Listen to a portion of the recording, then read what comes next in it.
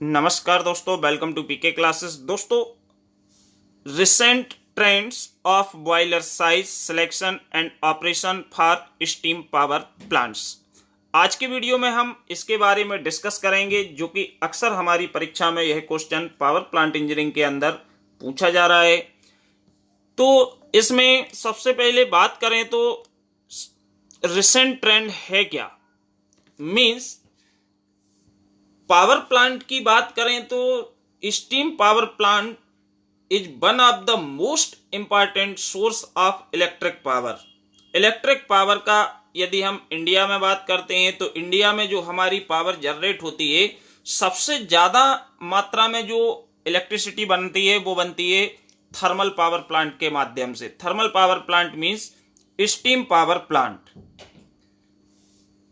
Steam power plant से approximate 36% है जो कि आपकी पावर जनरेट की जाती है। And the correct selection of the boiler is necessary for the every point of view. Her factor को ऑब्जर्व करते हुए या प्रत्येक पॉइंट की हम बात करें, हर फील्ड की बात करें, वो आपका एनवायरनमेंट भी हो, वेस्ट हीट यूटिलाइजेशन भी हो, एवरी पॉइंट ऑफ व्यू के अनुसार यह बहुत ही आवश्यक है कि सही चीजों का सही समय पे सिलेक्शन हो।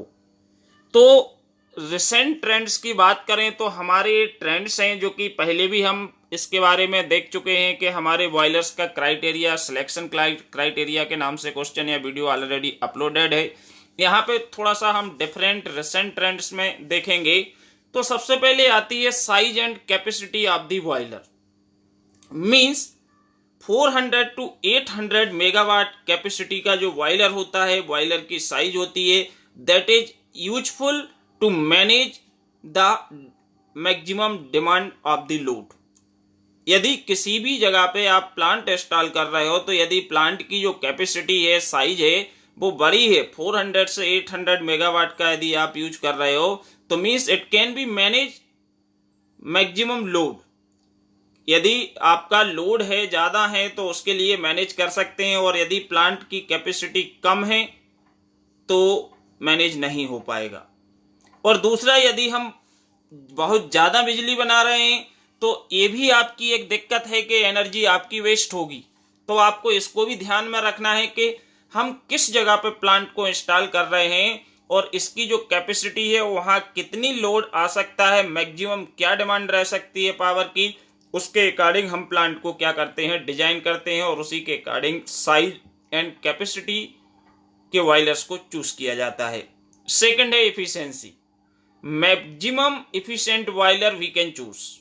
हम ऐसे बॉयलर्स का उपयोग करते हैं जिनकी क्षमता या एफिशिएंसी मैक्सिमम हो, मैक्सिमम एफिशिएंसी हो, एंड एक्स्ट्रा एनर्जी यदि होगी तो ये वेस्ट जाएगी। तो मीन्स अच्छा, जैसे कि आप कोई गाड़ी परचेस करने जाते हो रिसेंट ट्रेंड में, तो सबसे पहले हम देखते हैं भैया माइलेज क्या है, एवरेज कितना देगी, क्योंकि पेट्रोल इतना महंगा है कि हम एवरेज की ही बात करते हैं कि इसका एवरेज जिसका सबसे ज्यादा होगा वही गाड़ी आप चूज करेंगे, क्योंकि आपको डेली चलाना है, रखने के लिए तो आप गाड़ी परचेस नहीं कर रहे। तो सिमिलरली इफिशियंसी जिसकी सबसे ज्यादा इफिशियंट होगा उस बॉयलर को हम रेफर करेंगे, क्योंकि वो that can produce large amount of steam according to your need. Second है fuel selection. The fuel used in thermal power plant या steam power plant different densities, अलग अलग densities के fuel उपयोग किए जाते हैं। जैसे कि आपने कोल में देखा होगा कि कई प्रकार के कोल होते हैं जिनकी डेंसिटी अलग होती है, और इनकी डेंसिटी के साथ साथ जो हीट जनरेशन रेट होता है वो डिफरेंट होता है। तो इसमें यदि सही सिलेक्शन हम करते हैं फ्यूल का तो it can be useful for the boiler. क्योंकि आजकल वो पुराने, आप 20 साल 30 साल पहले की बात करेंगे, उस ट्रेंड पे काम करेंगे तो बहुत सारी प्रॉब्लम फेस करना पड़ेगी, लेकिन न्यू जो टेक्नोलॉजी आती जा रही है उसको अपने प्लांट में यूटिलाइज करना और इसके साथ अपने प्लांट को और बेस्ट से बेटर बनाना, एक्सीलेंट बनाने पे काम चल रहा है। फोर्थ पॉइंट है कंबस्टन कंट्रोल। कंबस्टन कंट्रोल में लाइक हीट कंट्रोल, हमको जितने हीट की आवश्यकता है हम उतने ही हीट को जनरेट करें, उसी के अकॉर्डिंग हम फ्यूल को बर्न करें। साथ ही ऑक्सीजन की कंपोजिशन को कंट्रोल करना, यदि जितना पर्याप्त मात्रा में आपकी ऑक्सीजन फर्नेस के अंदर जाएगी, फ्यूल का कंबस्टन है, उतना बेस्ट होगा, अच्छे से फ्यूल हमारा है जो कि बर्न होगा। तो यहाँ पे फोर्थ पॉइंट है कंबस्टन कंट्रोल। फिफ्थ है waste heat recovery system. Nowadays many power plants use waste heat recovery system. Waste heat recovery मतलब हीट को रिकवर करना, हीट हमारी कम से कम है जो कि आपकी हीट है जो कि वेस्ट हो, क्योंकि ज्यादा हीट वेस्ट होगी तो it can be harmful. Best heat utilisation. Best heat utilisation means जैसे कि अभी रिसेंटली हम जानते हैं कि हम बेस्ट हीट यूटिलाइजेशन के लिए उपयोग करते हैं एयर प्री हीटर, इकोनोमाइजर। जो हमारे बॉयलर से हीट पास होती है ट्यूब या ट्यूब के सराउंडिंग, इसके बाद क्या है कि वो वेस्ट मानी जाती है। तो हम क्या करते हैं, बॉयलर और चिमनी के बीच में एसेसरीज का यूज करते हैं। बॉयलर और चिमनी के बीच में यदि हम एसेसरीज को लगाते हैं तो इससे जो हमारी वेस्ट हीट है उसको हम यूटिलाइज करते हैं फ्रेश एयर के टेम्परेचर को बढ़ाने के लिए। और जैसे हम फ्रेश एयर को प्रीहीट कर लेते हैं और ये प्रीहीटेड एयर को हम फर्नेस में सप्लाई करते हैं, जिससे फर्नेस का टेम्परेचर इंक्रीज होता है, तो बॉयलर का रेट ऑफ स्टीम जनरेशन है वो बढ़ जाता है। तो मीन्स इसमें 6 पॉइंट पे है waste heat utilisation, waste heat recovery system. ये चीजें हमारी आजकल क्या है लार्ज स्केल पे यूज की जा रही हैं कि हमारी जो हीट है वो वेस्ट ना जाए, क्योंकि हम कोल को परचेस करके जलाते हैं तो जो हीट प्रोड्यूस हो रही है वो हीट का अधिक से अधिक यूटिलाइजेशन हो सके, तो इसमें हम यूज करते हैं सम एसेसरीज। जैसे कि अभी आप लोग कुछ ही हाई प्रेशर सभी बॉयलर्स में सुपर हीटर लगा होता है, लेकिन लो प्रेशर बॉयलर्स की बात करेंगे तो इसमें एक आध बॉयलर्स के अंदर ही है जो कि एसेसरीज यूज है, बाकी सभी में एसेसरीज का यूज नहीं हो रहा है। तो यहाँ पे हम एसेसरीज का यूज करके वेस्ट हीट को यूटिलाइज करते हैं। Real time monitoring. अब बात आती है कि हमारी जो रेट ऑफ स्टीम जनरेशन है, रिक्वायरमेंट है, इन सभी की जो मॉनिटरिंग है वो रियल टाइम हो, मीन्स वास्तविक स्थिति में मॉनिटरिंग है होना चाहिए। ऐसा नहीं है पेपर पे हो रही है कि 50 मेगावाट की रिक्वायरमेंट है और 60 मेगावाट इलेक्ट्रिसिटी जनरेट हो रही, 10 वेस्ट जा रही। तो मीन्स रियल टाइम मॉनिटरिंग की जो है, इससे हम क्या करते हैं, वेस्टेज को रिड्यूस कर सकते हैं, वेस्ट हीट को रोक सकते हैं। Fault warning. अब यदि हमारे प्लांट में बॉयलर्स के अंदर किसी भी टाइप की कोई प्रॉब्लम क्रिएट होती है, कोई फॉल्ट जनरेट होता है, तो इसमें इस तरह के अलार्म्स लगाए जाते हैं इंडिकेशंस के लिए कि जो तुरंत आपको क्या कर देंगे, अलर्ट कर देंगे, और इसके बाद आप उस प्रॉब्लम को आइडेंटिफाई करके उसको रिजॉल्व कर दोगे। तो मीन्स फॉल्ट वार्निंग सिस्टम्स वगैरह का यूज हो रहा है आजकल एडवांस टेक्नोलॉजी में। रियल टाइम मॉनिटरिंग का यूज हो रहा है। Emission reduction. Means emission reduction में क्या है कि जो आपकी एग्जॉस्ट गैसेस हैं, इसमें कंपोजिशंस कार्बन डाइऑक्साइड की कितनी है, सल्फर डाइऑक्साइड क्या है, कार्बन मोनोऑक्साइड क्या है, या जितने भी हार्मफुल एलिमेंट होते हैं उनको रिड्यूस करने पे काम किया जा रहा है कि थर्मल पावर प्लांट का हम उपयोग करें, लेकिन इससे जो एयर पॉल्यूशन होता है उसको हम कैसे कम कर सकते हैं।